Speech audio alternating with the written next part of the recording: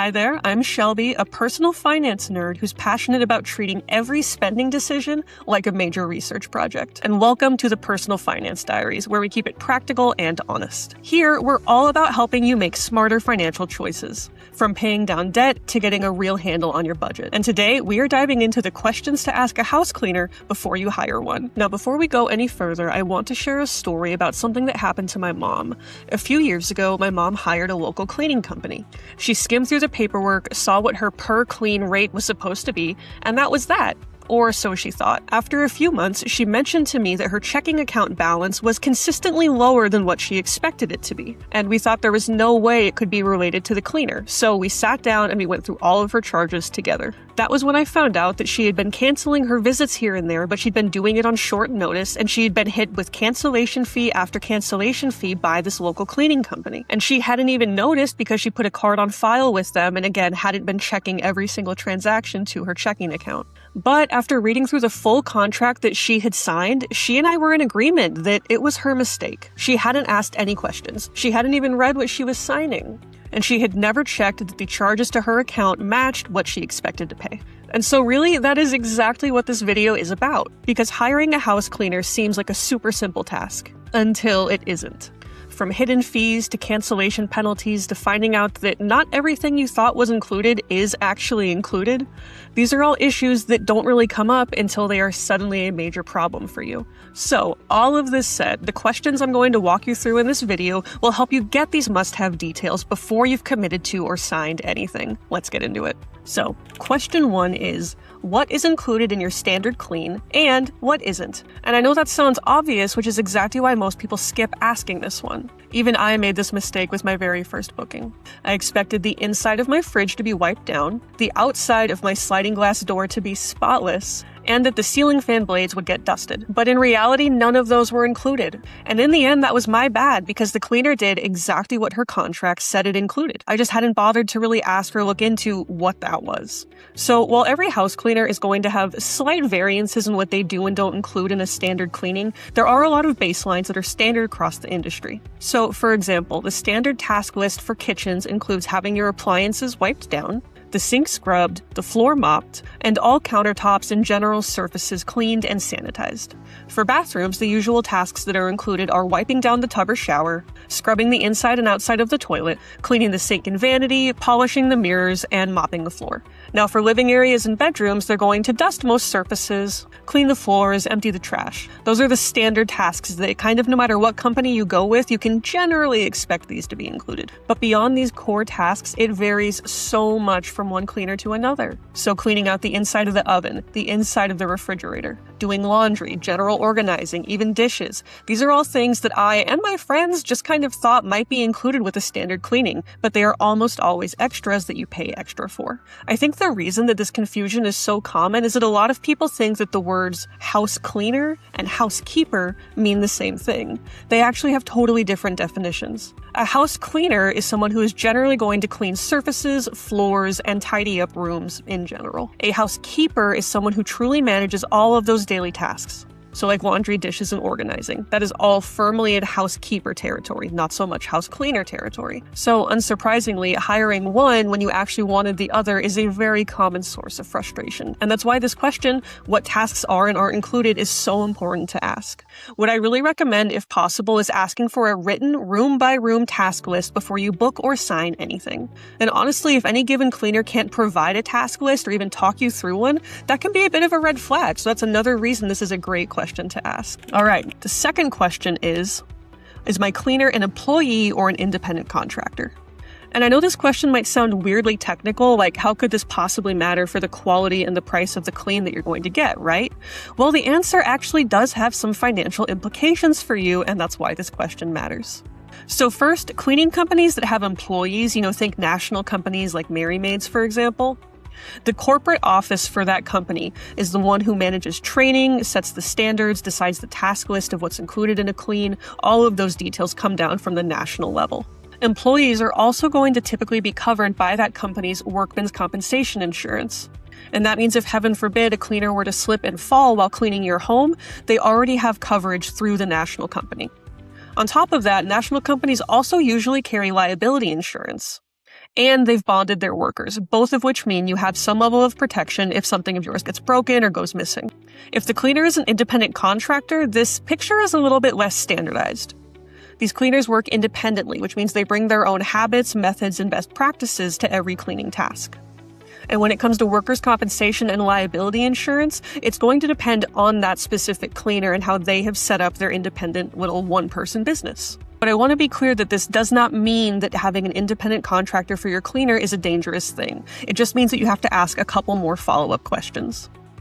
For example, you need to ask them directly if they carry liability insurance, if they carry workman's compensation insurance, and what their satisfaction guarantee looks like if something doesn't go quite according to plan. Basically, the gist here is that the national huge companies have already thought of all of this. They have all the policies in place, and you usually do pay a higher price because they have these national policies in place. Independent cleaners almost always have them too, but not always. And so it's just worth asking and knowing exactly what that situation is before you commit to anything. With a national company, there are certain products you may prefer or certain tasks that you want help with that they just aren't allowed to assist you with. With someone who's independent, you have a lot more freedom to actually have that face-to-face conversation and say, does this work for you? Are you willing to do this with my visits? Okay, so all of this said, there were actually a couple specific questions to ask with this step, and those are your cleaners employees or independent contractors? Is liability insurance in place? Is workers' compensation coverage included? And lastly, what do your policies cover if something does go wrong in my home? Okay, now question 3 is another one that might seem oddly specific, but once I explain the value behind this one, it'll probably be at the top of your list. And that question is, have your cleaners passed a background check, and if so, what kind? The thing to know here is that the vast majority of cleaners and cleaning companies are going to say yes to the initial background check question. So immediately follow that up with asking whether it's a criminal background check, an identity verification check, or both, and whether it's done just once at the time of hire or rechecked on an ongoing basis. And having tried a few different cleaning services for my own home, I can say that every company is going to answer this just a little bit differently. So Mary Maids, for example, runs a background check on every single applicant and makes sure that they pass that check before they send them off to their week-long cleaning training certification. Thumbtack also requires all new cleaners who list on the platform to go through a background check, and they recheck it annually.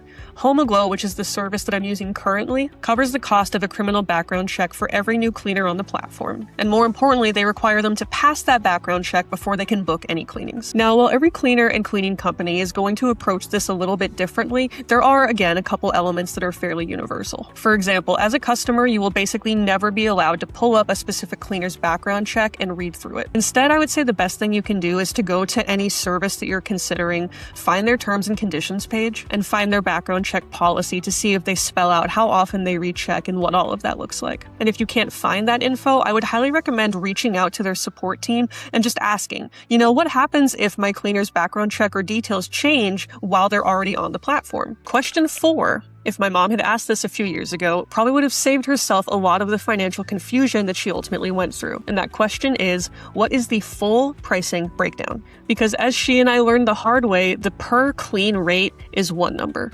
The total cost of what you're committing to can be a completely different number. And this answer is going to look a little bit different depending on the type of company that you're talking to. So for more corporate services like Mary Maids, pricing is quote-based, and you can only get it after doing a quick consultation with them. There are no published rates or estimates because your quote depends on the size of your home, the specific tasks that you want done, and how often you want cleanings.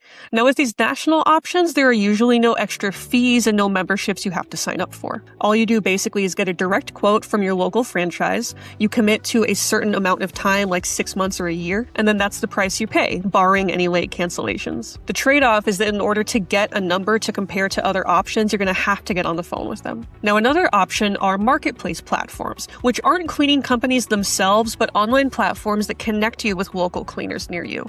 And with these, pricing tends to be a lot more transparent up front. Thumbtack, for example, will show you any specific company's rates before you book. And they don't add any kind of service fee on top of the pros rate at checkout, which is really nice. Ultimately, the cleaners are the ones who set their own rates on these platforms. You browse the rates and you pick the one that looks good to you. Now, the third option that's a little bit newer in the industry are membership-based platforms. The way these work typically is you pay a monthly fee in order to get access to a marketplace of deeply discounted local cleaners. And this is exactly how it works with HomeAglow, which is the service that I'm currently using now. So those discounted rates are tied to what they call their Forever Clean monthly membership, which is $59 per month. When you sign up for that membership, you also receive a usually $19 or so introductory clean, and it's tied to that membership. You can't get the $19 price without signing up for that monthly membership. And I also want to be clear that with HomeAglow, with this membership, it's an initial 6-month commitment, and then it rolls over into month-to-month after that first 6 months. And while I know a lot of people try to avoid contracts and subscriptions these days, for me, this membership wasn't really like a turnoff for joining the platform. If you are planning to use this service regularly and you are truly interested in having, weekly, bi-weekly, or monthly cleanings, it makes a lot of sense and it saves you so much money in the long term. But if you're looking for a one-time clean, you need cleanings very sporadically, or you're just not interested in a long-term financial commitment for house cleaning, then one of the other two options is probably a better fit. So all of this said, I think there is one specific way you can phrase this question that will get you the most accurate info. So, ask, what is the total cost I'll have paid after 6 months, including any membership or platform fees? Get that number from each cleaner that you're talking to and compare that as opposed to the per visit rate. Question 5. What is your cancellation policy? And I want to be clear that when you ask this question, there are 2 specific scenarios that you want to ask about directly. And that's because the policies for each scenario are actually usually different. So the first is what the policy is if you need to cancel or reschedule one single cleaning. The second is what the policy is if you want to cancel services entirely. When you're just canceling a single appointment, most cleaners and cleaning companies just ask that you give them a certain amount of time in terms of notice. So Thumbtack, for example, won't charge you anything if you cancel more than 24 hours before the booked service. But if it's within that 24-hour window, then you're going to pay a $15 fee. As for franchise services like Mary Maids, that policy is actually set at the local franchise level, not by corporate. But it's usually notifying within 24 to 72 hours, and if it's less notice than that, you are billed a certain percentage of that cleaning. And so while the answers to that question, what happens if I just need to cancel one cleaning, that is important. But for me, the bigger one is what happens if I need to cancel entirely? As I mentioned, membership platforms such as HomeAglow do have a minimum period of 6 months that you're expected to have before you can move into month to month. If you cancel before that 6 months, you're going to be paying fees, and importantly, that discounted first cleaning that you got, they're going to come back and ask you to pay full price for that. So that's like $150 or so, depending on the size of your house. And in my experience, most of the corporate franchise companies also have a minimum term. They don't really like to talk about it though. Like when I was first trying to get started with Mary Maids a few years ago, they said that as long as I was willing to commit to cleanings for some time, then they could give me the price that they quoted me. When I asked what exactly that meant and if I was signing up for 6 months, a year, 2 years, they didn't really want to answer me until I had signed paperwork. I'm not saying that every Mary Maids is like that. That's just one experience that I had. But it goes to show, again, how important it is to ask not just what happens when you cancel one cleaning, but when you want to cancel the entire agreement. And then side note, even when you're not charged a cancellation fee, there is kind of something to be aware of there too. So Thumbtack is a platform, like I said, that connects you with local cleaners. Say you cancel just above 24 hours before your booked cleaning, so you don't incur a cancellation fee. That cleaner is still well within their right to say, actually, I don't want to work with you. You can't book me anymore. Even though you didn't pay anything, you can just lose out on your relationship with your cleaner. So it's a very important question for a lot of reasons. And that's why you need to ask both questions before you commit. Not just the single appointment cancellation window, but what it costs to cancel the entire agreement. Okay, and now the last question, question 6, is a little bit different because it's 2 questions combined and you kind of have to ask them together. You're going to ask, what do I have in writing? And what is your satisfaction guarantee? The reason you have to ask this question exactly like I just said it is that because a satisfaction guarantee is something you can really only leverage if you have a written list of what's included and what's not, right? If you and your cleaner verbally agreed that she would always clean the inside of the oven and then you find out it's not getting done, but you never wrote that down, there's nothing to reference when you say, hey, I want to take advantage of that guarantee, please. If that task, however, is listed in any kind of written agreement or contract, then you have something in writing you can point to and say, hey, This is not getting done. What's going on? Now, in my experience, the vast majority of house cleaners do have a formal guarantee process with a clearly defined window of time. So Mary Maids, for example, has a 24-hour window, meaning that you have 24 hours from the moment your cleaning ends to report that you weren't happy, and as long as you do that, they will come back and re-clean at no charge. Thumbtack's guarantee program works a little bit differently since they're a platform and it's more financial based. It covers up to $2,500 of reimbursement if a job isn't completed as described, and up to $100,000 of property damage coverage if a pro does happen to damage anything. On top of that, Thumbtack also has a 45-day window to report an issue, so it's a very generous policy, and I think that's because Thumbtack is not just for house cleaners, but for carpenters and all kinds of other service providers. And then Homoglow's happiness guarantee gives you 72 hours to resolve the issue directly with your cleaner. If you two can't reach an agreement in that window of time, then you can bring in Homoglow to review everything that happened and issue a final decision. But no matter what service or company you go with, the most important thing is to know what this guarantee looks like before you're in the moment and needing it. Beyond that, make sure that everything you've agreed to is documented in writing before that very first visit, because that documentation is going to be so essential if something does need to be corrected. Okay, and now that we have gone through all of these questions, why they're important, and exactly how to phrase them to the cleaning companies you're talking with, I want to walk you through a real example of what it looks like when a company makes these answers easy to find on their website before you ever have to put in a credit card number. So like I've mentioned a couple times through this video, Homoglow is a membership-based platform. And one thing I love about them is that right on their site, before you agree to anything or put in any details, you can see a full room-by-room scope of what's included. So like for the bathrooms, we've got the toilets, showers, sinks, mirrors, floors, and trash. In bedrooms, floor vacuumed and cleaned, surfaces dusted, garbage and recycling taken out, any glass surfaces or mirrors wiped down, as well as furniture and lamps, which I appreciate. Dusting my lamps is like my pet peeve. I hate doing that. And then as for the kitchen, we've got surfaces dusted and wiped, exterior of stove, oven, and fridge, garbage and recycling taken out.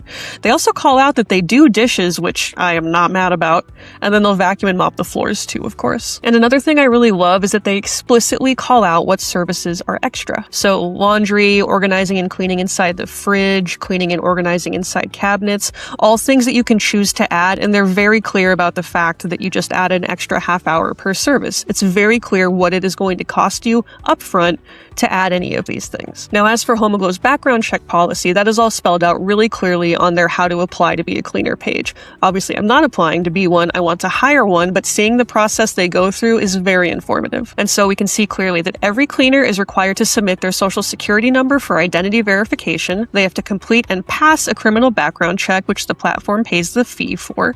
And then they do a short onboarding quiz before they can accept any bookings. And personally, I just get a lot of peace of mind from being able to see this up front. Because since this is a membership platform, if I was trying to compare, 5 or 6 different cleaners, it would take some time for me to ask all 6 of these questions to every single cleaner I was considering. Luckily, with Homoglow, they're basically all answered on the website. And then as for their happiness guarantee, this page walks you through it step by step, which I love. I am very much a step-by-step directions kind of person. And basically, you're supposed to contact your cleaner first and let them know that there's an issue.